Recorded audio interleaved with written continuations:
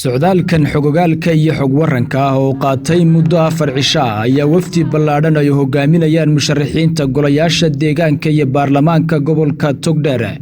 Cabdi Saleebaan Jaamac Kiniin iyo Cabdiraxmaan Axmed Cali oo ay wehelinayeen cuqaal waxgarad iyo odayaal waxay ku gaadheen deegaano ka tirsan gobolka Togdheer iyo degmada Gaashaamo ee dowlad deegaanka Soomaalida Itoobiya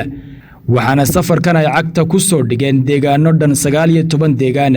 oo ay degan yihiin bulshada waqtigan ay saameeyeen xaaladda biyo la'aanta iyo duruufta waqtiga lagu jiro xilligan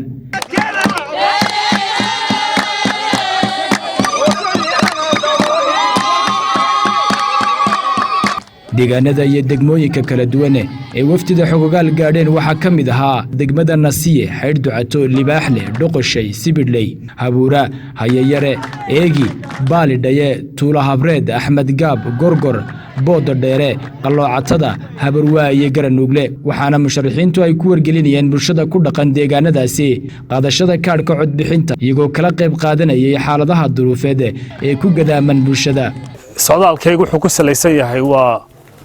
kaar qaadashadaas iyo wacyigelintiisa wuxuu dadku ku sugan yahay Soomaaliland tahay xuquuq baynu ku leenahay xaqna xuquuq baynu ku leenahay wixii labada dhinacba anigu inaan runtiida la baadi doono ayaan meeshan u maraynaa waxaynu ka hadlaynaa horta oo mustaqbalkeena kan weeye iyo nimadeena baahiyaadkeenu aad iyo aad u badan yahay haddaan waxbarasho maanta la siin sidoo dalka u maamulaya asagu marka anigu waxaan leeyahay kulli baa anagu ololama socono imika haddaa codna siisaan yada tolkayga meesha maraysa siisaan isku mid weeye ninkii wax qabanayo baan anagu socono wax siisaan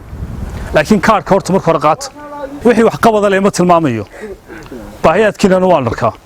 wixii karaankayga insha Allah waxba lama hakranayo oo ninka meesha maray wax iga doonaya la xisaabtamo cid doona ha noqday taasoo dad leenahay warqadda codeyntood anaga idinkana idin khusayso inoo wada faa'iido anaga markaan leeyahay labadeeda qura ma aha nin kasto musharaxo maanta sharaxan warqadda codka dadka inay qaataan danbaa u jirta idinkana danbaa idin ku jirto qof walba qofku doorbiday ku dooranaya qofka muwaadinka ay xaqna dalku ku leeyahay isna waxba xaq loogu leeyahay waxyaabaha xaq qofka muwaadinka loogu leeyahay ka mid tahay inuu qaato oo wuxuu doonayo oo codeeyo waxa halku dhigu maanta yahay isbedel ama madaxweyne ha noqdo ama baarlamaan ha noqdo ama deegaan ha noqdo isbedelku idinku ka bilaabmay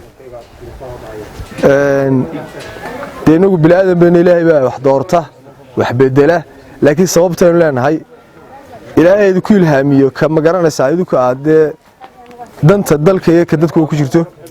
xaaladdan ku jirnaa doorasho tafaraaruq waa iska mid caama laakiin waa ayaamo la dhaafayo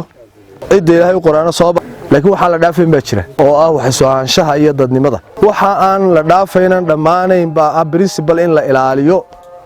oo idinkuna waxa u dhimay ka ilaalisan annaguna waxa u dhimay ka ilaalino qofka codka ka doorsanay cod subax kugu leeyahay reer been isku nahay maaha heel baan ku soo diray maaha annaga afkay ku hadlayeen wadisanaga xaq idinku leh haddana haweeye waxaan ognahay in cid kale ay weydiisanayso miisaan iyo taliimo iyo ixtiraam iyo sida in walba ka qaas qaada laakiin aan noqoto waxaan xurguf lahayn aan nimina wati adka joogay lagu gelinayay si rasmi ah ay u soo buuxiyaan waqtigeeda marka ay gaadho hadii Ilaahay raahdo waxaan wadnaa laba musharax waa labada musharax halkan fadhiya waa Cabdi Saleebaan Jaamac oo sharaxan golaha wakiilada doonayana inuu noqdo gudoomiyaha baarlamaanka waxa labaad oo aan wadnaa Cabdi Axmed Cali oo u sharaxan golaha deegaanka ahna inuu noqdo maayirka magaalada gobolka Togdheer Ilaahay baa mahad leh baalashay ku duulayna daba waa idinka cod bay idinka baahan yihiin waxa la doonayaa codka si sharaf leh oo mugiyo miisaan leh inaa u tiisan labada mutacallimiina ma aan iska soo raacin macnaan ku soo raacnay intaas oo reer daahira oo daahir galbeedi ma aha wax iska socda maaha boqolaal baan kala soo baxay labada nin idinkuna horta sidaa nala qaata reer Nasiyow amar daahir galbeed iyo gaashaanbuurtiisa ay u sharaxan yihiin labada musharax ay aynu codka siinayna in la isku raacsan yahay waa Cabdi Saleebaan Jaamac iyo Cabdiraxmaan Axmed Cali taa ka qaata sida la idinku soo dhaweeyay sharafta iyo karaamada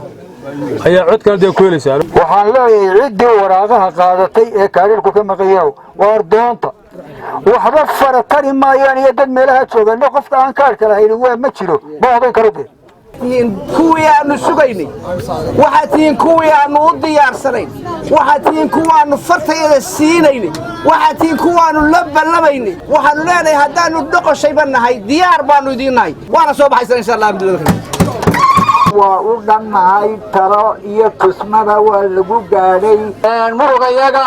iyo maalkayaga iyo manfacayaga iyo maskaxdayaga waxaannu idinku soo dhowaynaynaa si wanaagsan aanu idinku taagannahay ilaasaa kale idin sugay baan idinku soo dhawaynaynaa marka hore waa soo dhawaynaynaa musharaxiinta soo dhawaada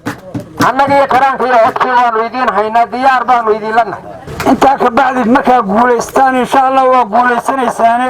dadkiinna iyo karaamadiinnaba ilaaliya insha allahu tacaala mid walba waxaanu leenahay soo baxa idina waa soo baxaysaan aad iyo aad ba walaalayaal mahadsan tihiin waana idin soo dhawaynaynaa ayba ay niman kale dheer yihiin musharaxiinta kale soo socda waa musharaxiintii ugu horreysay ee halkan timaada geedka waynu soo buuxinay hor nimanka waa dhagaysa codkana aan sidaas ugu camirno soo dhaweeyay ayaa idinku markhaatiya ayayna noqon aribaantaas dadka ilbixine nimanka waanu codaynanaa waanaanu soo dhawaynaynaa aqbalo aynu wadno ilaahay ka aqbalo oo inaga aqbalo way ku foorso noqdaan waxnoo taranaan Itoobiya iyo Soomaaliya mid kasta ha noqdeen ayaa ilaahay ka rajeynaya socodka oo qaatay guure galab carrow dheemaal iyo kalahaad waxay labada musharax bulshada kala hadleen fagaarayaal kala duwan oo ay isugu soo baxeen amaba magaalada ugu codka badan leh aanu ka soo jeedno ee aanu diiwaan gashanay markii aanu sheeganay degmadaas aanu ka soo jeednaa inay tahay degmada Dhuqul anagu maalintii hore aanu halkan doorkii hore nimay waxaanu dhagax dhignay caafimaadka dhagaxiisa maanta u yaala goobtii oo sibirkiisii oo raggii shaqada loo soo diray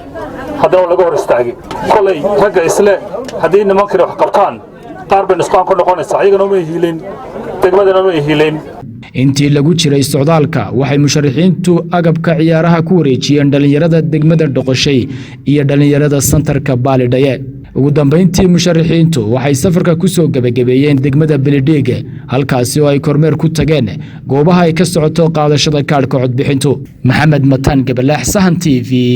degmada Beledhig